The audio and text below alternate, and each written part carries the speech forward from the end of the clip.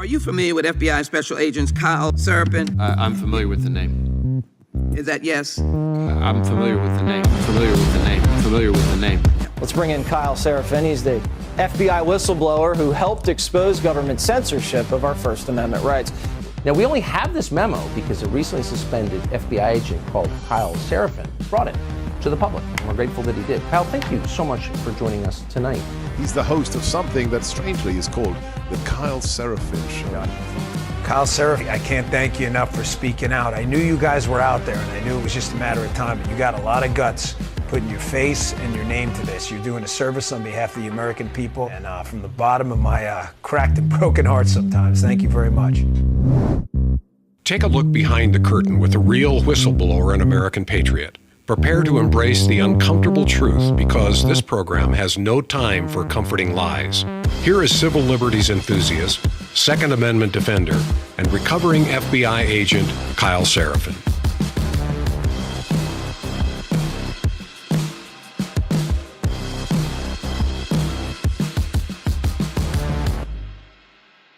Oh, good morning, good day, good afternoon. Hello, my friends. Welcome to the Kyle Seraphin Show. We are rolling right now for all of you that are watching over in the chat. Thanks for joining me. It is Wednesday. It is February the 5th, and Pam Bondi will be the Attorney General. It has been voted upon, and it is so. So we got a couple of people that we're going to talk about in the president's cabinet that made it through the confirmation. It's a little bit more, contentious than it ought to be, I think. We're going to wish a happy birthday to my grandmother who turned 95 today. That's pretty wild stuff. That's some good stock to have. At least one of my grandparents made it into her 90s. And I just got an email, like as I was going live, I looked over, I got this email and it was inquiry from X Corporation. You guys will know that to be X Twitter, from their attorneys. They want to talk about whistleblower retaliation. I missed the first email about 2 weeks ago. What a wild timeline. The attorneys that have been hired by Elon Musk want to have a little chat, and I'm interested. So we're going to talk about some of those winnings that have been going on. Is Elon Musk an unelected creeper figure in the background? And it's Black History Month. It's February. Despite the fact that my buddy Sergeant Young would never celebrate Black History Month, we're going to honor Black female voices, the shrill, the retarded, the dumbest things that are being said in the halls of power. Because, yeah, everybody wants to be Dr. Martin Luther King Jr. You know that? Everybody does. They all want to sound like Dr. Martin Luther King Jr., but not everybody can pull it off. So we're going to get into that too, because it makes me laugh. And that's what we're all about here. Just a little bit of a chuckle as we deal with the nonsense in this news cycle. And I asked you guys beforehand, can we slow this damn thing down? It is wildly fast. I'd like a break. It doesn't seem like it's going to happen. 5,000 FBI agents are feeling the anxiety that the suspendables have felt for quite a while. So anyway, let's get into it. Let's start off with the friends over at My Patriot Supply. If you guys don't have an option to keep yourself food secure, this was literally the topic of conversation the other day. And then I remembered, oh yeah, I've got a whole closet full of it. We're tempted to feel pretty good about the way the country is heading. We're getting some of our people into the cabinet, but it doesn't mean that I don't stay concerned. I constantly wake up with weird fears like many of you do. And that's because when we let our guard down, that's when bad things happen. I always like to prepare for emergencies. Doesn't matter what they are. I have thermal, I have night vision, I have emergency food and water filtration. If you guys want to get on the same bandwagon, you should jump in with the folks at My Patriot Supply, and the website is preparelikekyle.com, all spelled out. Whether it's emergency food kits or solar generators or water treatment systems, they do have the best in the business. And right now you can get their 4-week emergency food kit for $50 off. It's under $200. It is a little investment in your peace of mind. A 4-week emergency food kit includes meals like creamy chicken Alfredo, various snacks like banana chips, easy things to carry, things that you can reconstitute. And with warehouses across America, My Patriot Supply can send you your 4-week emergency food kit in as little as 1 day. They can block your driveway and unload them from UPS. That's right. Preparelikekyle.com for the 4-week emergency food kit. Do not wait. Head out there and make sure you guys check that off your list. You don't want to be worrying about that when things get weird in America. Preparelikekyle.com. Okay, let's get into this.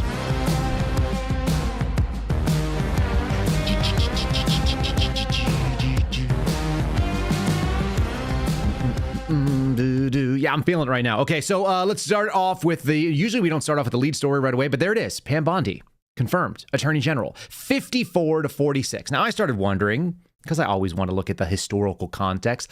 54-46. Pam Bondi is kind of a bipartisan figure, shall we say. She's kind of on the wrong side of things like guns. A lot of conservatives are worried about what she may or may not be able to bring to the office. So she's not like 100% MAGA win for those of us that are kind of, for those of us that are hardcore into the Bill of Rights and the fact that the Second Amendment and the First Amendment should be completely unrestricted.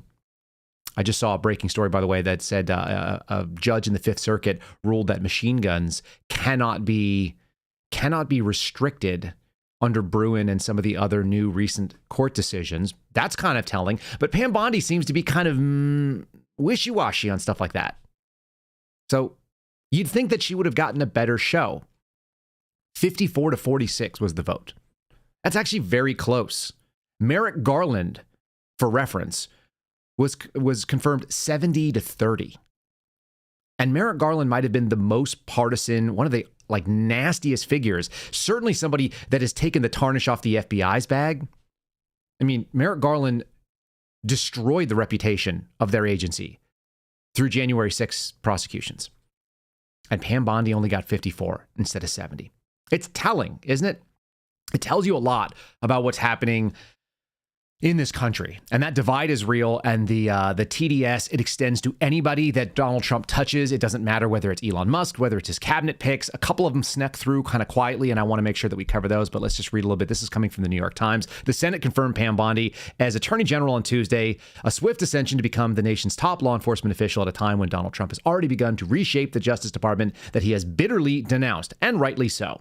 Pam Bondi, who doesn't quite look 60 years old, she's 59, spent years as a prosecutor in Florida, eventually rising to become the Attorney General, and most recently has become a high-profile surrogate for Mr. Trump, casting doubts on the results of the 2020 election, like many reasonable people have. The reasons we cast doubt is because we know the DOJ didn't go and investigate it. How do I know that? Because I used to work for an entity under DOJ that would have done that investigation, and I know they didn't do it. And the DOJ also told us that their priorities were not to go and look into investigations, or not to have any investigations, rather, of election fraud. That seems crazy. There were really credible allegations that people should have at least explored. I've said it multiple times to people that were in the Bureau at the time, and I think everybody thought it was reasonable. It's like, look, we saw the same videos you did. Just because you're an FBI agent doesn't mean you don't have thoughts, doesn't mean that you don't have instincts. Doesn't mean that the news media can't sway your opinion. We know that it did for a lot of people that went out and investigated January 6th. So why didn't we just go out there and discredit it? If it was so easy to prove that it was the most secure election in American history, why did they not go out and just show? And if you were on the other end of it, the winning party, wouldn't you want that shown? And these are just simple questions. I mean, this is the skeptic in me that comes out and says, what would cause you to not want investigations that would validate your victory? And I can't come up with any that are not nefarious. I can't come up with any that would make you think like, oh, well, everything was on the up and up and we just don't have to deal with you.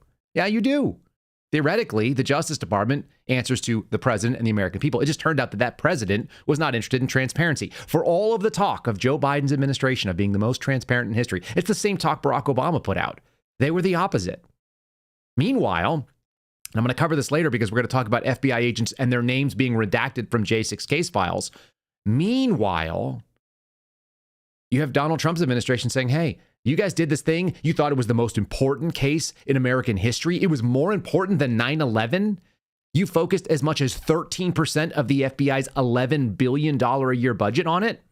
This January 6th prosecution, the day that will forever live in infamy. We have to investigate. We have to get to the truth. Meanwhile, you are withholding evidence from people that were actually involved in misdemeanor prosecutions for the first time in the history of the DOJ. Nobody's ever had standalone misdemeanor cases. That's not real. I've asked FBI agents going back 30 years, and nobody can think of an example when a misdemeanor standalone charge was ever brought. They were felonies, maybe pleaded down to misdemeanors. Nobody brought a misdemeanor case to grand jury or complainted them and arrested them on that. Does it mean it's not a federal crime? No, I mean, of course it's a federal crime. It's just beneath the agency.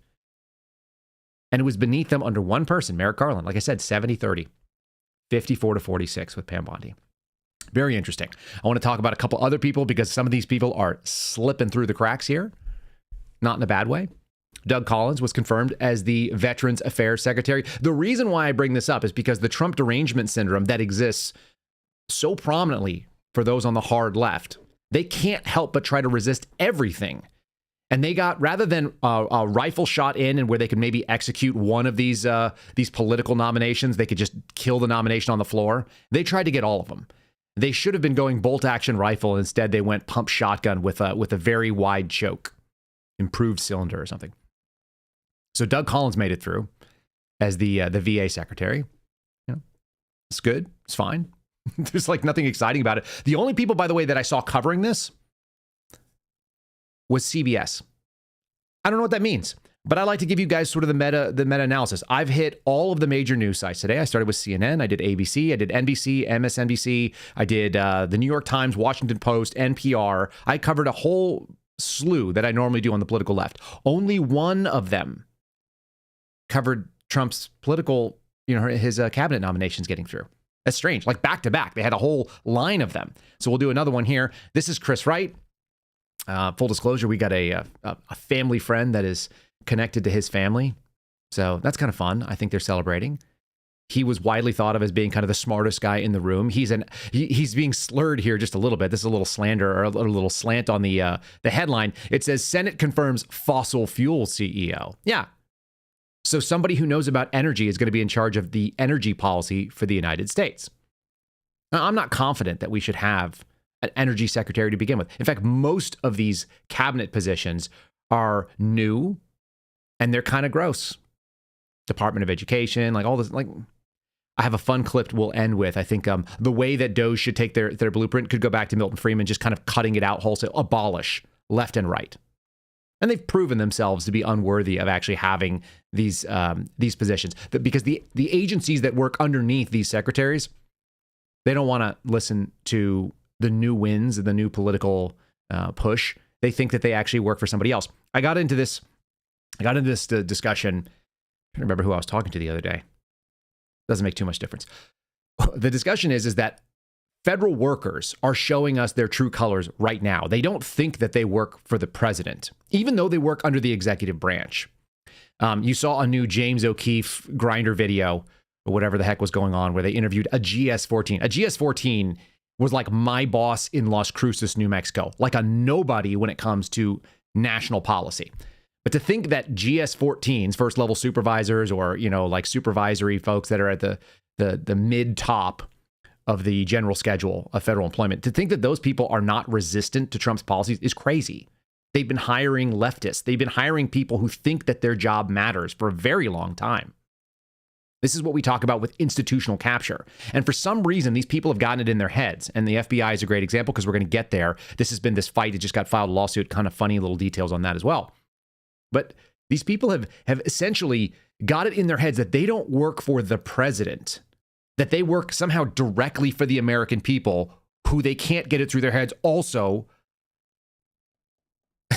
elected that president who gets to come in and set policy. Imagine working at any company and a new CEO comes in and announces a sweeping change. This is what we're going to do. We're going to change our product lines. We're actually going to change our focus. We're going to move our business model towards a couple of other things instead of what we've been focusing on recently. This is what the shareholders want, right? Okay, the American people are the shareholders. The chief executive comes in and represents those interests to the company. And then imagine that you're in the company and you're like, no, I'm not going to do that. We're a shipping company. Well, my job is logistics, and I'm going to just do this thing that I want to do. You don't get to decide what your job is. You get kicked out. And crazy enough, opm.gov/fork, I talked to people that were at OPM yesterday, senior people that are trying to help us out. It was a really good faith offer. They said, look, if you self-assess that you don't need to have this job or you're done with this job, you'd like a fresh start, you'd like 8 months paid with benefits to walk to the end of your little plank here at the end of this year, because we've already funded your job for the year. You can go out and go on vacation for 3 whole months on your normal paycheck. You can stop showing up to your job. You can go to Italy, or you can go to some communist country because that's what you people like. You can go hang out in Latin America where all these illegal migrants are coming from. Why don't you go see what it's like down there? And then the next 5 months, 5 full months, you can go out there and try and find a new job. And obviously, if you think that you're of value and that you provide some sort of service, people are going to want to hire that, aren't they? Why are federal workers so scared of stepping into the private sector? It's totally common. I had people when I was in the military try and talk me to get out of the military. The job market is so difficult out there. Is it though? I mean, really? Maybe it is, but not if you're qualified, capable, if you go in and interview well, or you start your own business. That's America. I didn't know what I was going to get into. I didn't know that I was going to leave the FBI, but I had a wife standing behind me that just said, I have faith in you. You'll figure it out. And I did. And unlike a lot of federal workers, I spent a lot of my time working, probably the most of my time, if you were to take my adult life, still the majority of it was in the private sector. When you have people that have never experienced the private sector, they only know suckling the teat of government and the very low expectations that government jobs have. There's a reason why they say close enough for government work, good enough for government work. It's not a high standard. These people don't want to go out there and fight into it. They don't want a piece of that. Of course, having an oil executive running the energy department makes sense. Wouldn't you want someone that understands American energy policy from the business end of it, that understands what the costs are and how to actually lower and deliver a product? Government is very inefficient, but wouldn't it be nice if we had a couple of people that understood how it's supposed to work, particularly in the things that have deliverables? You'd think the same thing about education as well, which Trump has recently said he wants to abolish. This one I love.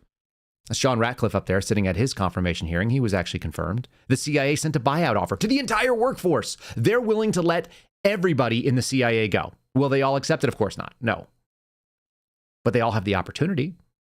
And the offer's real. Listen, I talked to the people that are adjudicating the offers in the background over at Office of Personnel Management at OPM. That's like the federal government's HR department. And they're like, yeah, it's an honest offer. We just want people to self-assess and decide we need smaller government. If you want to be part of it, you get paid out for 8 months. That's not crazy. That's actually really, really, really nice. It's nicer than most. I guess if you are a dishonest actor, though, you'd want to claim that it's something else. If you said the fact that you're trying to get rid of the DEI programs, which is a real initiative, if you want to get rid of all of the sort of affirmative action nonsense, then you're obviously a racist. That's the smear. We go to bigotry right away and not an intellectual argument. Here is a black female voice, one of the person who doesn't feel a certain way when she walks into Congress. I don't know why I think that's so funny, but when I listen to her, we played this yesterday. I just want to give some voices an opportunity to expose what I'll just say very politely is significant ignorance. This is Jasmine Crockett from the interview we played yesterday. I'm going to play a little bit more of it today because some of the claims she made, which I found after yesterday's program, they're wild. And we should address them, because if you think that government workers should have a function, if you think that black babies shouldn't be aborted, you're probably a white supremacist. Anyway, this is the warm up. Here it comes. I am tired of the white tears. Listen, if you are competent, you are not concerned. When I walk into Congress every single day, you know why I don't feel away and why you can't make me doubt who I am? Is because I know that I had to work 10 times as hard as they did just to get into the seat. When you look and you compare me to Marjorie Taylor Greene or me to Lauren Boebert, there is no comparison. Is there any evidence to back this up? Is there any evidence whatsoever? How about this? She just makes wild claims. That actually is a kind of an interesting privilege in this country, I think. To be able to just say things that are patently untrue, that have no bearing on reality, like all the crime comes from white supremacy. I'm going to just, let me be very candid. I worked for the FBI in the Department of Finding White Supremacy. It's also known as, we were funded by the Counterterrorism Division. There's a big incentive within federal law enforcement, DHS and FBI, so DOJ wanted this. There's a huge incentive to go out there and find a thing called white supremacy. It's really hard to find it, at least actionable federal criminal charges on it. One, there's no crime in being a white supremacist. Nobody wants to hang out with you. Reasonable people don't want to associate with you, but it doesn't mean it's illegal. You're allowed to have bad opinions in America, and I'll call that morally bad. This is equally bad, to make claims that are false, that are unprovable because the evidence doesn't exist because they're not in reality. It's Black History Month, so we'll give the voice. I'm gonna give you some more because it's just really funny. I've got some funny stuff from AOC saying equally dumb things. Somebody let these women think that their value, like their opinions mean something. And that is a massive disservice to them and the audience that has to listen to it. So now you guys get a little piece. You should know what's going on the other side. I mean, this is very simple. We right now have a white supremacist that is sitting in the White House. He is backed up by other white supremacists. And if you really want to know who the criminals are in this country, you can Google it. You don't have to trust me. But the people that commit 80% of the most violent crimes in this country are white supremacists. Yet for whatever reason, they sit and they serve at the pleasure of the president. They are the ones that were there on January 6th, tearing our democracy down physically. And now we have them tearing us down right here from within. What was that? There was white supremacy involved in January 6th. That has been repeated ad nauseum. It doesn't catch because it just doesn't exist. It's not real. Everybody who I don't agree with is a white supremacist. She was specifically referring to Darren Beattie, who was picked up as an undersecretary in the Secretary of State's office. But Pam Bondi, white supremacist, weird claim.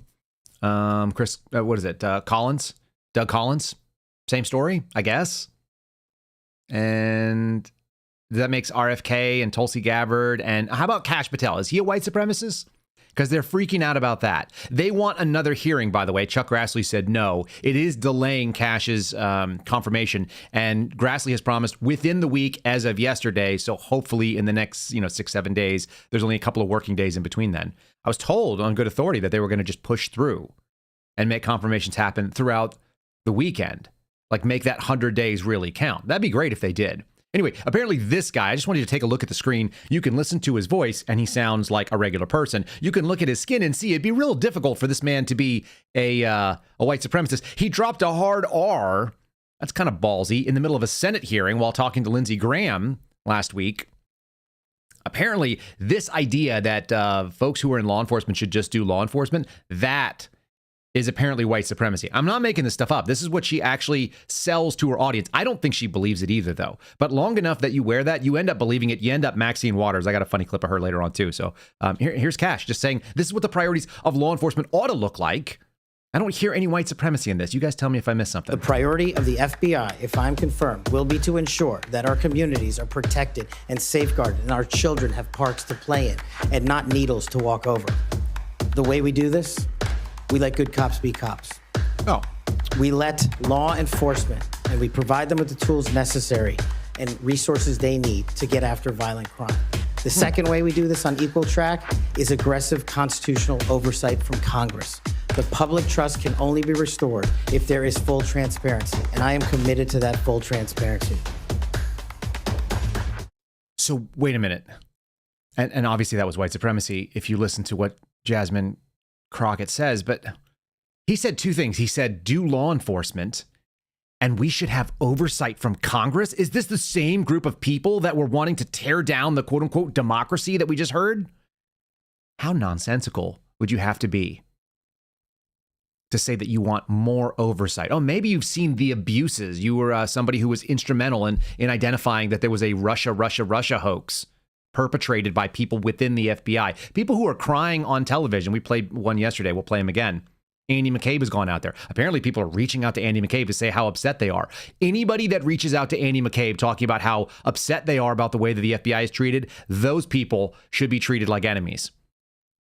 Because Andy McCabe got thrown out for a very good reason. He lied. It's the only thing that's basically considered to be unforgivable in the FBI.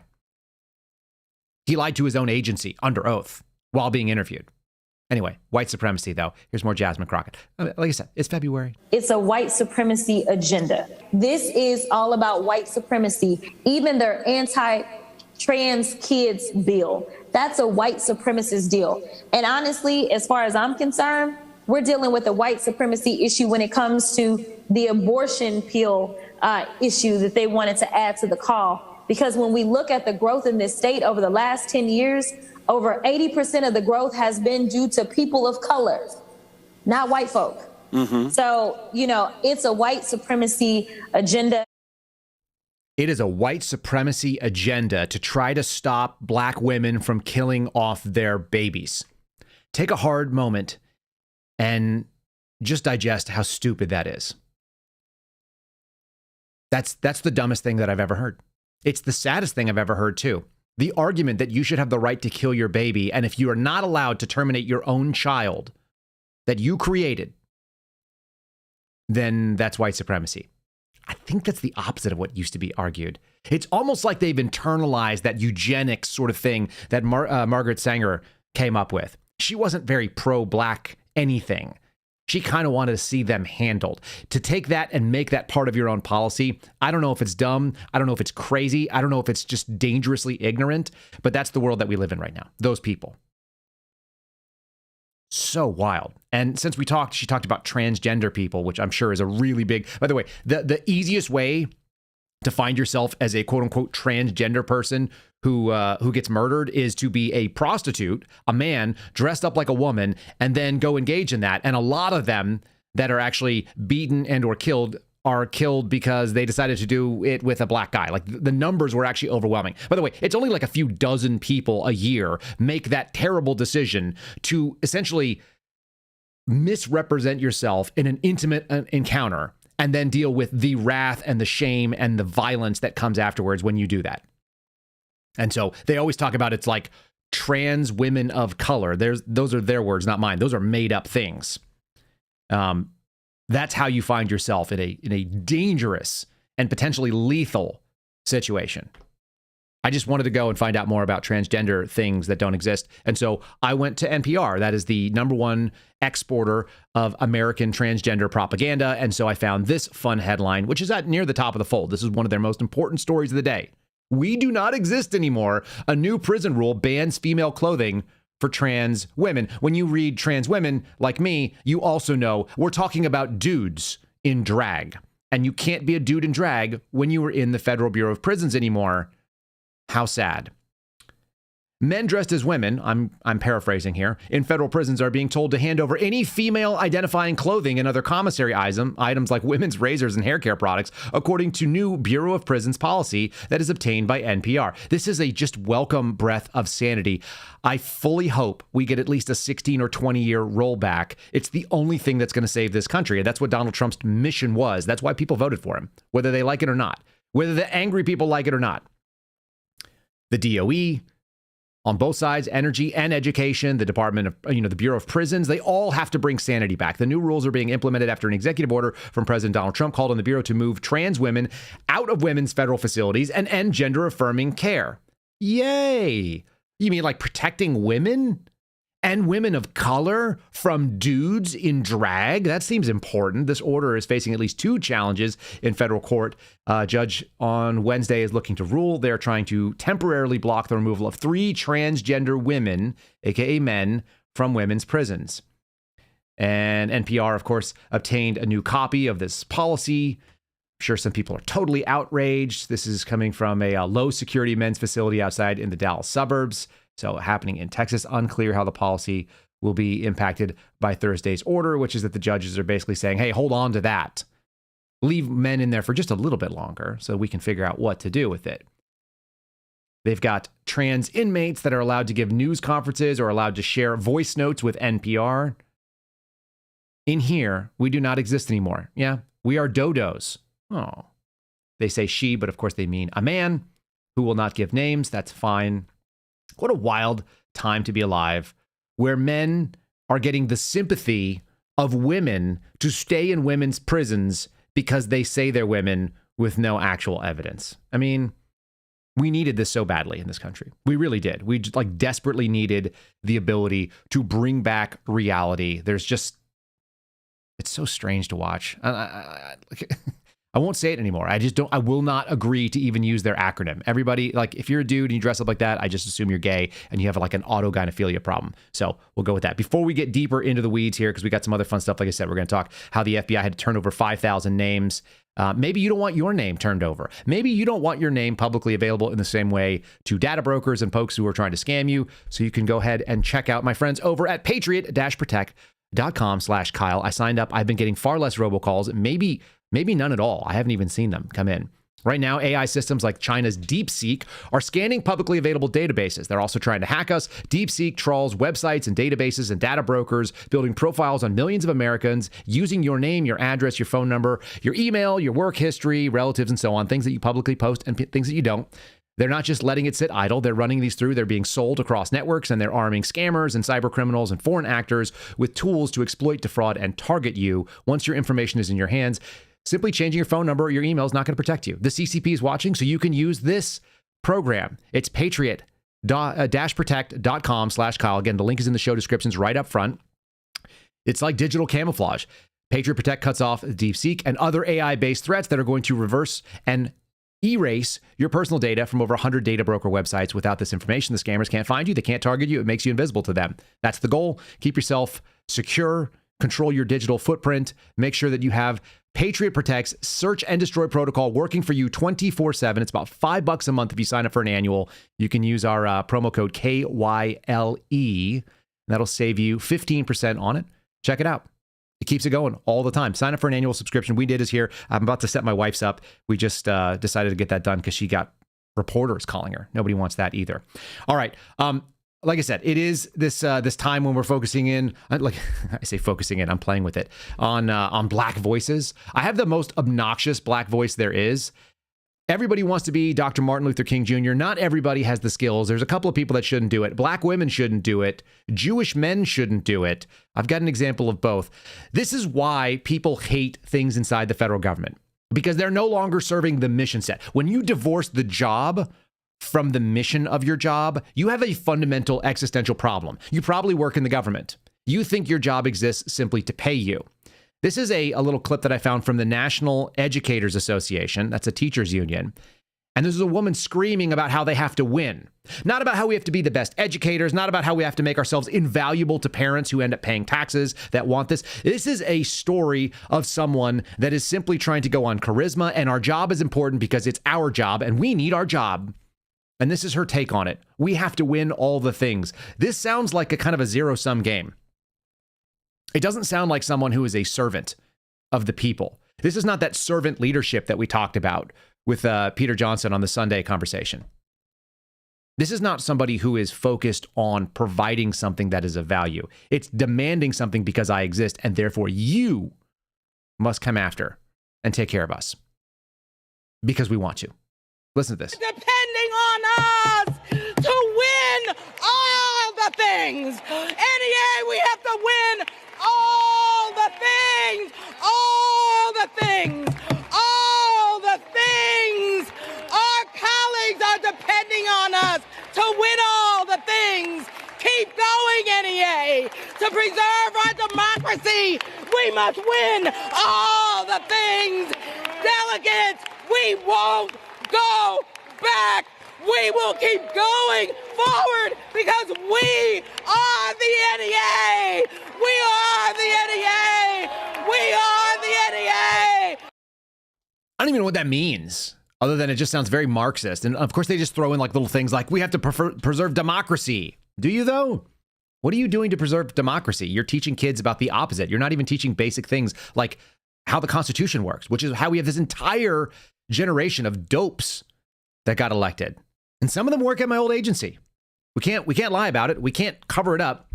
They're crying right now that the executive, the chief executive, who, if you roll the org chart to the top, Trump is the boss of the FBI. That hasn't been the case previously. He hasn't actually been able to run it. But they're out there saying, listen, you work for the DOJ. The DOJ is demanding the names of 5,000 agents and other support employees who were involved in investigating a specific series of crimes that were not normal. And we'd like to have all of them. You don't know what it's going to be for. They didn't say we're going to go fire them. They didn't say we're going to take adverse employment actions. They said we're getting a scope of problem. We'd like some information from you. And by the way, you answer to us. That is a lawful order. They didn't say what they're going to do with it. Any assumption to the contrary has not been proven out. And what we do know is that the FBI actually did something that they've never done before with these January 6 cases. Think about this. They censored and redacted the name of every DOJ employee that was involved in the criminal complaints, in the grand jury subpoenas. They kept their names out of the publicly available documents. Why did they do that? Why would you redact the names of people who were involved in investigating the most important and the biggest national security case since 9/11? They didn't redact the 9/11 agents' names. Those are publicly available. They don't redact the names of people who are working on cartel cases, transnational organized crime that actually have a history and a willingness and an ability to cause actual violence to people's families. They do it all the time. Guys will be working drugs, gangs, and all kinds of other evils out there. People that have legitimate threats, mob cases, and they don't redact their names from the criminal complaint when they go out there. They're proud of it because it's good work. They redacted the J6 case names because they were already aware that it was a political hit job, that it was shameful activity, and it was put on by this guy, Merrick Garland, who was confirmed, again, 70-30, unlike Pam Bondi. Isn't it interesting? This is an agency that does not have the ability to look in a mirror and see their own issues. It's an agency that did this. This is a throwback for you, but insiders said that agents who took a knee during BLM protests were rewarded. Yes, as revealed to you by none other than Kyle Seraphin. I went and looked at the FOIAs the FBI has. They have my name on the FOIAs. The Heritage Foundation did the oversight project. They went and got 80 pages of documents. My name is prominent in there. I'm like the Forrest Gump of FBI scandals right now. I've either commented on it or I've helped reveal it. In the last 4 to 5 years, all of the things that have been stupid about this agency, keep running through and you'll find that I am in the emails that the top brass has shared. Coming from a Blaze story, it wasn't an isolated incident of some liberal sect of the FBI. No, it was approved and sanctioned by the FBI's brass in reaction to it. Fact. That is true. The woman who was in charge named was Larissa Knapp. She was the special agent in charge of counterterrorism. What does that have to do? Why was she there? Because we had Antifa and BLM that were marching around in the streets of Washington, D.C., and the FBI did nothing about it. And then they lost their ever-loving minds because there was a riot of people who thought they might be able to get away with the same behavior. Does it mean that all J6ers were nonviolent? Absolutely not. Does it mean that some of them should not have been investigated? Of course not. Some of them should have been, righteously. And there's discernment that can take place there. But why were they so embarrassed as to put their names to those cases? This is transactional stuff the FBI normally handles, and then things that they've never touched before, like misdemeanor trespassing charges. There were an awful lot of people that were doing misdemeanor trespassing and felony property damage to things that the American people owned in Washington, D.C. in 2020. I saw it with these eyes that are on the screen right now. I witnessed it. I sat behind a windshield and photographed it sometimes. And I saw it happen in Portland, and I saw it happen in D.C. I saw it happen on both coasts in very left-leaning areas, and those people were excused, and they did not face criminal justice or justice of any kind. Very interesting. They can't get past the fact that political operators set up this agency to be what it is today, and it needs a roto-rooter. It needs a colonoscopy. It needs to be gutted of all the evil. And they're still letting these people speak on their behalf. Here's a little just throwback for you.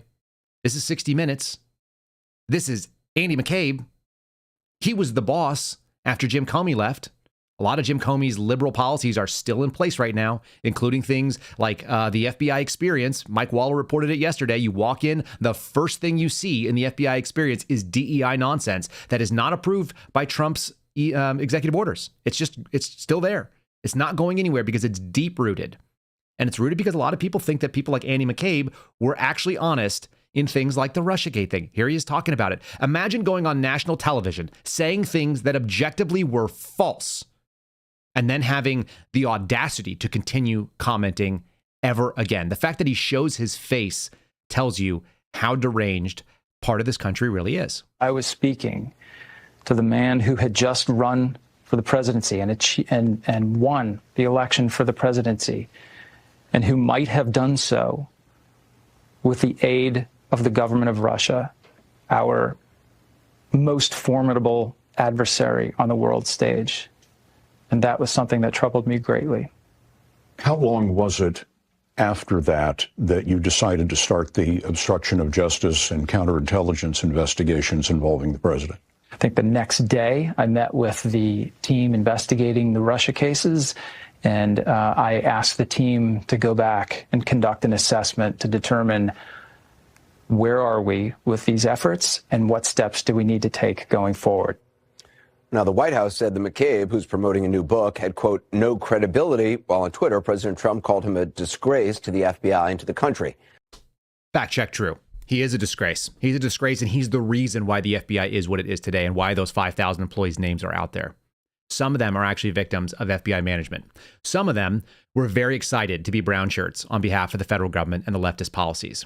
Here's more evidence that you don't have people understanding who they work for when they work for the federal government. We say the government like it represents the people. The government is actually the arm of the executive branch.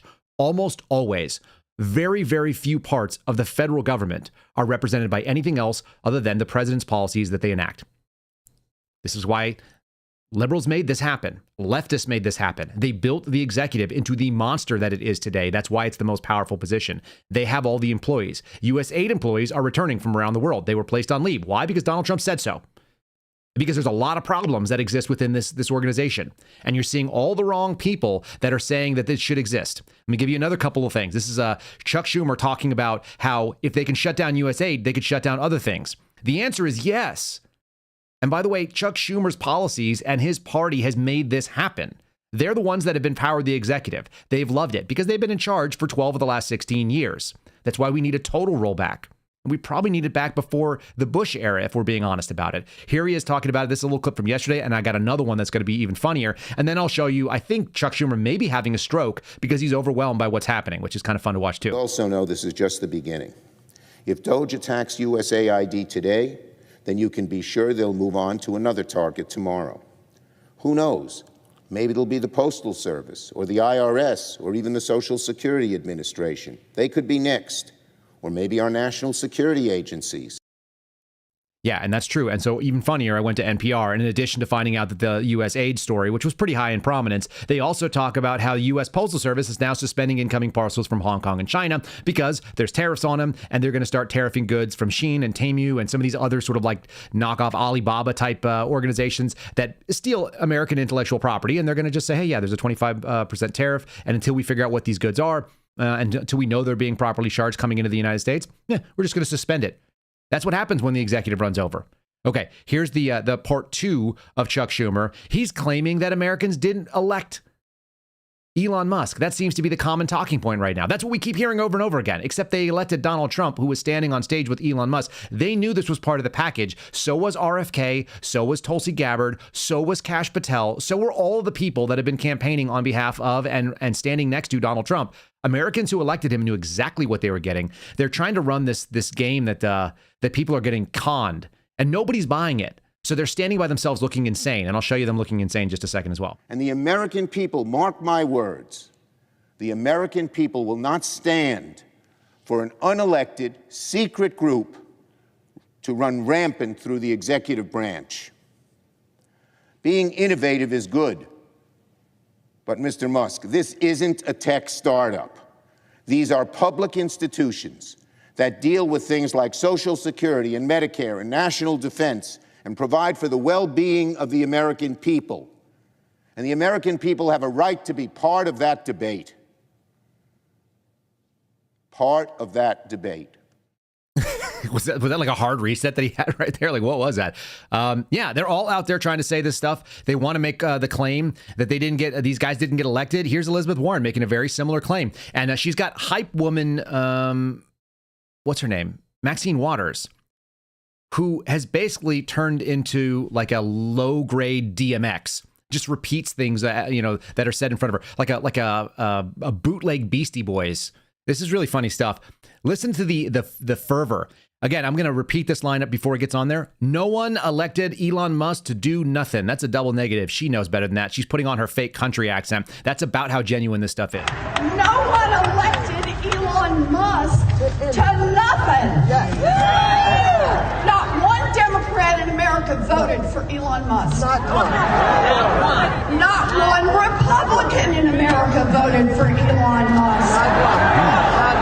Not one independent in America voted for Elon Musk. Not one libertarian in America voted for Elon Musk.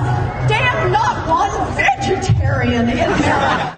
Not one vegetarian. They're so good at whipping up the crowd, They all want to be something, but they just don't have it. They don't have that gift of oratory.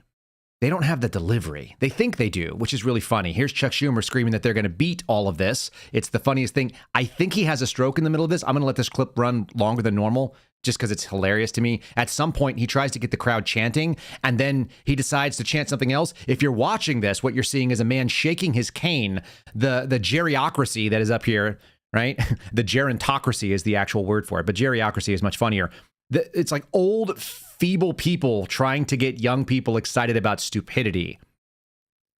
You know, I'm still in favor of it. I think we're winning all day long if they want to keep doing this. Again, get the most non-charismatic, least exciting old white man with reading glasses on, trying to cheer. He's wearing reading glasses while he's doing this chant.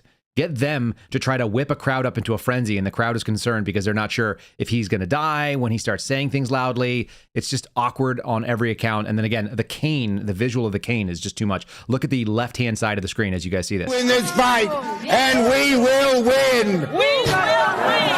We will win. We will win. We will win.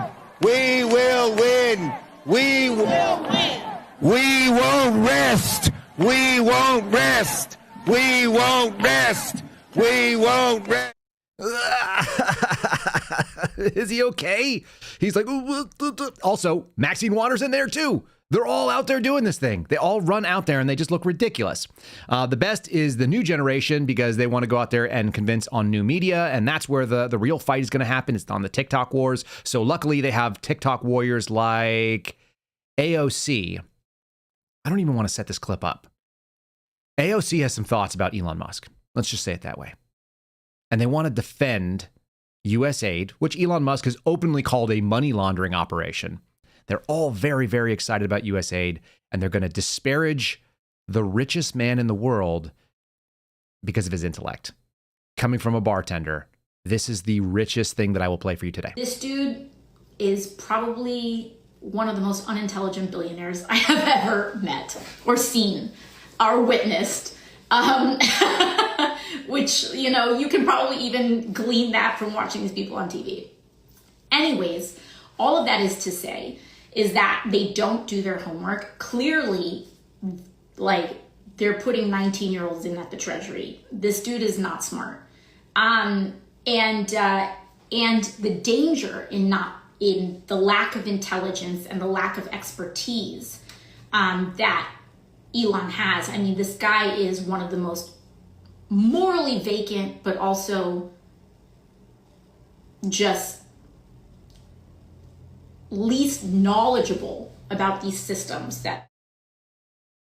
Yeah, that's what I think too. And I think Elon Musk, billionaire, richest man in the history of the world, invented rockets that can be re-landed, has a company that is drilling underneath cities and holding up entire infrastructure in like tubes that are going to be able to run freeways. And I think, that guy is dumb. That's what I do. Okay, so be it. And they don't do their homework. You know, that's the real problem. They don't do their homework. He didn't probably do his homework when he was younger, and he probably doesn't do his homework now. Here's Glenn Beck doing his homework on USAID. This is a pretty good little compilation of some real serious questions. This probably predates AOC's time, and I'm not sure that she has the attention span for this, but somebody should probably play her just a quick little clip. This is like 90 seconds. She probably has the ability to watch this. Here's Glenn Beck asking some real questions, wearing a weird sweater, too. What's up with the skull sweater? I have a picture here of an Al-Qaeda leader, and they are in a USAID tent. Look who signed the check for the initial $200,000 payment to the Islamic Relief Agency, the United States Agency for International Development. The more you look into USAID, the more shocked you will become. USAID was running a top-secret espionage program to undermine Cuba and push people to dissent. Now, let me show you how much money we're talking about. It included a $1 billion sovereign loan guarantee, $320 million in general assistance. So where else beside the NIH has money been coming from? By far, the largest donors are from USAID and the Department of Defense. Judicial Watch found that the U.S. State Department and USAID had been giving millions to the Macedonian arm of George Soros's Open Society Foundation. What for? To train youth movements. So USAID, and those are always, they're known by anybody who pays attention as CIA fronts. This is, the USAID comes into a country, they start doing things, and next thing you know, we've got a revolution on our hands because that's the CIA. Oh, it's not even very complicated, it turns out. And he's been looking at that for like over 12 years. That's 12 years worth of little clips talking about fun things. And the best part about it is, listen to people like Mike Benz, former guest of the show. You guys are probably out there following him, and you should. It's at Mike Benz Cyber. I'll just plug that. Mike said that when it's too dirty for the CIA to do it in the CIA's name, they use USAID. Yeah. And the aid is not a moniker for adding foreign aid.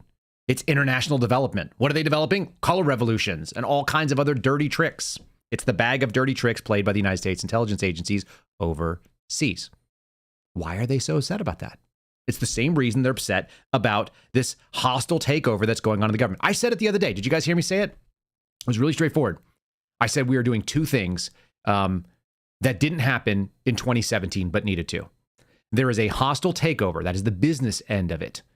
The business end is being taken over like you've moved into a company and you are adding your own mission statement, your own priorities. You are redirecting business lines and so on and so forth. You're getting rid of employees that can't be there, that are problematic to the new incoming management.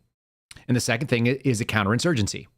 You're winning the hearts and minds of people that are ideologically aligned with you, but don't know how to trust government because they've been working in there and they've been fighting a quiet little resistance of trying to do the damn mission of what they've been hired to do. You know who's really upset about that? Democrats. Why? Why are they upset? They're the ones who empowered all of this. This is Ginger Goebbels, former White House press secretary, Jen Psaki. She's really upset about it being a hostile takeover. It was always going to be a hostile takeover. That's what has to happen. By the way, you guys just did it over a long period of time. You've crept in through all of the government agencies. You didn't even necessarily have the top position. What you did is you infiltrated from the bottom up. And have been doing that for quite a while, from the middle out. And Donald Trump's trying to root it out. I actually am 100% behind all these things. Even the policies that I'm not super crazy about, they're disruptive. And disruptive is good. Washington favors the status quo. Anything that moves away from the status quo today is like creates enough chaos for the American people to have, the fundamental liberties that they're supposed to be out there guaranteeing with their positions. Here's Jen Psaki. Again, saying the things that we said. I don't think she's listening to us, but they see this as a bad thing and we see it as a good thing because the government needs to be taken over and serve the people that it's meant to. Because what's happening right now is a hostile takeover of the U.S. government. There's no other way to describe it. It's happening clearly across our justice system, where just a few hours ago, a deadline passed for FBI employees to fill out a questionnaire detailing their involvement in January 6 cases. In other words, they were asked to fill out basically a loyalty test. That comes after an unprecedented purge of the FBI on Friday night when the Trump administration forced out top FBI career officials, multiple FBI field office leaders, and a number of DOJ prosecutors who worked on January 6th cases. Tonight, I'm going to talk to one of the prosecutors who was fired on Friday. His name is Jake Strubing. He was back at the U.S. Attorney's Office in D.C. this morning, where he was escorted to his office to pick up his things, drop off his computer, his phone, and his credentials. Boo-hoo. This happens all the time, by the way. Every single United States attorney submits their resignation on day one of a new presidency, and they are taken up on their offer whenever the president sees fit. And if you were hired conditionally to do something like prosecute a case that no longer exists, the January 6 cases, which they did, they brought in a whole bunch of people in the United States Attorney's Office for D.C., now they're looking to replace some of those folks. They got hired because of their sympathies, because of their interest in pursuing January 6th cases. Do you think that any reasonable, relatively middle of the road or semi-conservative or conservative-minded person would go and work for the district attorney's office? I'm sorry, for the United States Attorney's Office in the District of D.C.? No, of course not. You'd be a crazy person. So they got to replace those folks. That's not crazy. That's fine. And by the way, there's a reason why there's a 2-year probationary period. You got hired on, you can be fired off. Hostile takeover. It happens. Sorry, boo-hoo, go get a job in the private sector. It's normal. The other thing that I keep saying, we're going to do one more little thing about cabinet picks, because RFK hasn't been confirmed yet, and there's a big fight there. And it's looking like less of a fight. They seem the most scared of someone like Cash. They pushed it back. They let Pam Bondi in. We're seeing some others pop in. We're seeing Tulsi Gabbard has actually made it out of committee so far. They're holding on to Cash. Why? Because Cash is the enforcement arm. It's the investigative arm that can actually show a lot of this malfeasance. Bill Cassidy just was a Republican who was on the fence and wanted a bunch of assurances that he's going to be able to work with RFK Jr. as health secretary. That seems problematic to me. I don't know why no one else is calling out this as a constitutional issue. You're talking about a member of the legislature saying that they want to have input on how the executive does business in order to confirm the executive's pick. That's not how America works. This guy needs to be primaried. I don't know anything about him other than that. I don't even need to. I just know that he's he was almost primaried. He's already got people that are looking into it. And his big deal is that RFK can't come in and change the vaccine schedule. Literally, we voted for something, a big tent, including RFK, who brought a bunch of voters. A bunch of voters came in because RFK Jr. said, I'm going to make my mission child's health safety. We care about children. And you've noticed that there's a bipartisan resistance on all these things because it's always been about money, is it not? I've done the thing here again. We'll show it again. This is Open Secrets. These are the top receivers in 2020. Why is that relevant? Because in 2026, the next congressional cycle in the midterms, we're going to get the election of these people again. Bernie Sanders, Elizabeth Warren, Mark Kelly, David Perdue. It's bipartisan, by the way. Democrat and Republicans receive it. Tom Tillis from North Carolina, also on this list. Lindsey Graham, John Cornyn, Amy Klobuchar. These are the top 20. That's the top 10 that I just read you right there. Steve Scalise. There's a lot of money coming in. Hundreds of thousands of dollars of PAC money coming in from pharmaceutical and health products. So they are compromised. And the funniest thing is that they don't want you to believe that. They want to yell about Elon Musk and his money influence. He doesn't seem to owe anybody anything. He can do whatever the hell he wants. He doesn't seem to be compromised. Meanwhile, you've got this happening in the halls of Congress where Liz Warren, who really wants to be country and says that this dude is the dumbest billionaire. No one elected Elon Musk to nothing. Here she is. Who did she get elected by? She's going to lie right to these people's faces. I'm going to show you the receipts on that in 1 second. Big Pharma since 2020. The reason why you don't want RFK Jr. suing Big Pharma? Is that why? Check the website. I don't take contributions from big pharma executives. I don't take any corporate PAC money. And you and your allies already know that. Yeah, we know that. Elizabeth Warren condemned a super PAC. Now she's benefiting from one of them. Fact check. True. That comes from Time magazine. Okay. And that was dated in February of 2020. Quite interesting. These are all fact checks that were found out on X because they have a community notes on her. Mystery Warren super PAC funder revealed. It's Carla Juventon, California physician, gave $14.6 million to the Persist PAC in February. So she got money from that as well. That's a physician lobbying on behalf of physician causes. Here you go. Super PAC launches support of Elizabeth Warren. Decried her role in super PACs.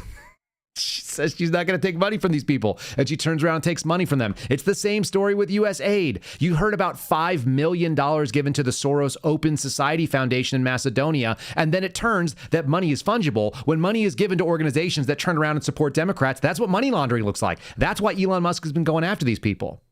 Meanwhile, Trump is throwing him off the set. Let me give you the last thing. This was the biggest story of the day. I find it the least interesting because I don't think he's going to do it. Deranged and problematic bipartisan lawmakers are bashing Donald Trump's Gaza proposal. He said yesterday that they were going to take over Gaza and send in troops if necessary, that they were going to annex it for some sort of long-term solution. I think he's messing with them. I hope. It doesn't seem like a great idea. It doesn't seem like what we should be spending our time on. But it's really funny because they've gotten themselves completely into a tizzy about everything else. He's giving them so many fronts and so many wars to fight that they don't even know where to go with it. Does the U.S. really need to be like occupying Gaza? That just sounds like a terrible idea. But it does seem like an angle, kind of like the Greenland thing, kind of like the Panama thing. It's just keeping them moving. It's another laser pointer splash for them to run after. They're barely able to handle this. So it's fun to watch. We'll keep an eye on that, I think, because as much as I am enjoying what's going on, there's going to be some bad decisions that we don't like. This could be one of them if it continues on. But he's had a pretty good record in the Middle East. So as someone said, let him cook. That's like the generational thing we talk about. Speaking of generational stuff, let's go ahead and wrap it up with a little bit of a palate cleanse. The thing that is being denied the transgender people that are upset in prisons that don't want to be. It's a denial of reality. It's a denial of biology. It's a denial of facts on the ground. And so I've got a little palate cleanse here to remind us that there's some things that you can deny all you want, and you just can't get away from it. It turns out we're actually wired to certain fundamental truths. Most of you guys know this. This is not like groundbreaking stuff, but it's a reminder that we all have a role in the world. Some people's role is to lie and to deceive, and some of us are just there to protect and to love and to nurture. So fill the role, find the role, have a little enjoyment. Science backs you up on this one, turns out. There was a study done in the UK where mothers and fathers lay side by side and the baby cries in the middle of the night, and it's a distress cry. The mothers the healthy mothers are vigilant. They wake up right away to go to the baby who's in distress. The fathers sleep through it. Totally sleep through it. But when there's a rustling of leaves outside the window, the mothers sleep through it and the fathers wake up. Why do you think that is? Okay, so like natural protector kind of instinct. Right, because there's another hormone called vasopressin, which fathers produce a lot of. It's called the protective aggressive hormone, which is meant for fathers to protect their families from predators. So we are instinctually wired for this stuff. And we want to deny. I think all of this is about denying evolution, denying instincts, denying natural relational bonds in order to be modern. Pretty straightforward stuff. It's almost like there is an actual T, like capital T, truth, that there actually is science that can prove certain things. And the party of science and the party that claims to own truth and democracy and all the virtues, they missed all of it. It's shameful. But that's why Trump's in office right now, because people in the middle went like, I don't think so. I think what you guys are selling is not real. I don't think that stuff makes any sense. He's not the dumbest billionaire that anyone's ever met. Seems like you missed the boat. You had an opportunity to moderate, choosing not to. So we're going to just enjoy the fact that you guys want to keep losing. Enjoying that hostile takeover. That's what we're doing right now. We'll keep an eye on what's going out there. Hope you guys have a fantastic Wednesday. Lining up some really cool interviews, some folks that are going to share some information that I haven't heard other places. We're going to give some platform to voices that need to be heard. So stick around for that. Make sure you guys have subscribed to the channel. Make sure you guys are liking this video. You can find the video on rumble.com/Kyle Seraphin. You can always find our replay. It's at KyleSeraphinShow.com, which is on Spotify. You can find me on X right now. Somehow there's like 186,000 of you wackos following me over on X. We're all on the watch list, but it's getting less scary every single day. Thanks for being part of this. God bless you. I look forward to seeing you guys again tomorrow morning. Go out there and conquer. Speak the truth. Thanks for listening to The Kyle Seraphin Show, streamed live weekdays on rumble.com/Kyle Seraphin. Follow Kyle on Twitter, Truth Social, and Instagram at Kyle Seraphin.